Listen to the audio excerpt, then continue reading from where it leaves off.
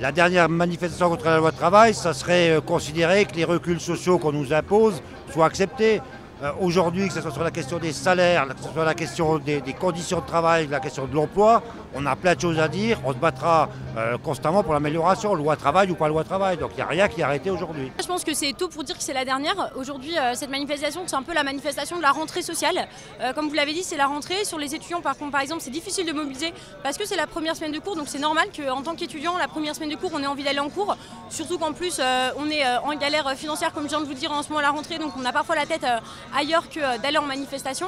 La dernière, je sais pas, on verra bien ce qui se passe dans la capitale. À Metz, effectivement, il y a peu de monde, c'était un peu prévisible, le temps n'est pas non plus avec nous. Après, on n'a pas non plus beaucoup tracté, c'était la période estivale. Je ne sais pas qui peut dire que c'est la dernière manifestation. On est dans une journée de mobilisation, il y en a eu 12 ou 13 autres auparavant. 14, ouais. Donc on continue effectivement à se battre. Alors après, ça pourra prendre peut-être d'autres formes, mais en tout état de cause, ce qui a été décidé au niveau national par les organisations syndicales, ce qui a été décidé au niveau départemental, c'est qu'on lâcherait rien et qu'on continuerait à se battre contre la loi travail. Les formes seront définies au fur et à mesure.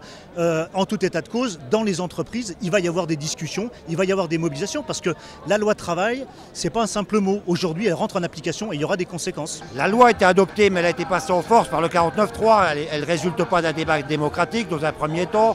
En plus, la population, les salariés sont exprimés par milliers, voire par millions dans la rue depuis, c'est la 14e fois où on exprime les choses.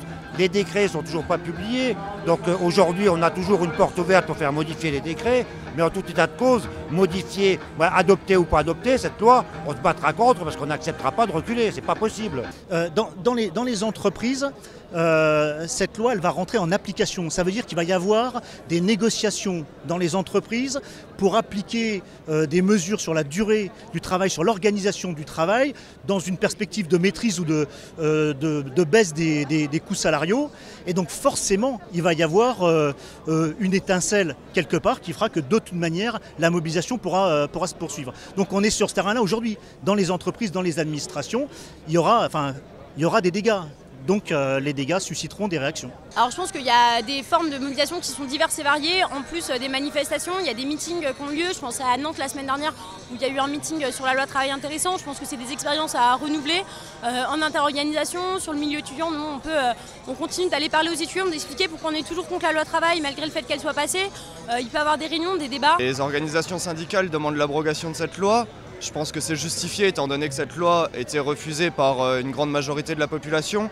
Après voilà, je pense que le gouvernement a misé sur un espèce de pourrissement de la situation. On en arrive effectivement les gens ne vont plus forcément dans la rue parce qu'au final ils ne sont pas entendus par le gouvernement. Mais ça se ressentira en 2017 aussi dans les urnes. Et les gens n'iront pas voter. Je pense qu'attendre la solution des urnes, ça risque de décevoir beaucoup de monde. Aujourd'hui, la solution, elle est dans le fait que le peuple, que les salariés se fassent entendre et qu'ils se fassent respecter par les gens qui sont aujourd'hui au pouvoir. Je pense qu'il risque d'avoir une sanction du gouvernement actuel dans les urnes, notamment de la part de l'électorat de gauche, mais c'est pas que sur la loi travail, c'est aussi sur la déchéance de nationalité, sur les politiques sécuritaires, sur l'absence de politique réellement sociale. Dans le discours qu'on prononcera à l'issue de cette manifestation, donc à proximité de la préfecture, on dit exactement l'inverse. C'est-à-dire qu'on n'attend pas les échéances électorales et on n'attend rien d'ailleurs des échéances électorales. On considère que notre avenir, l'avenir de nos droits, l'avenir de nos enfants, il est entre nos mains et donc on continuera à se battre.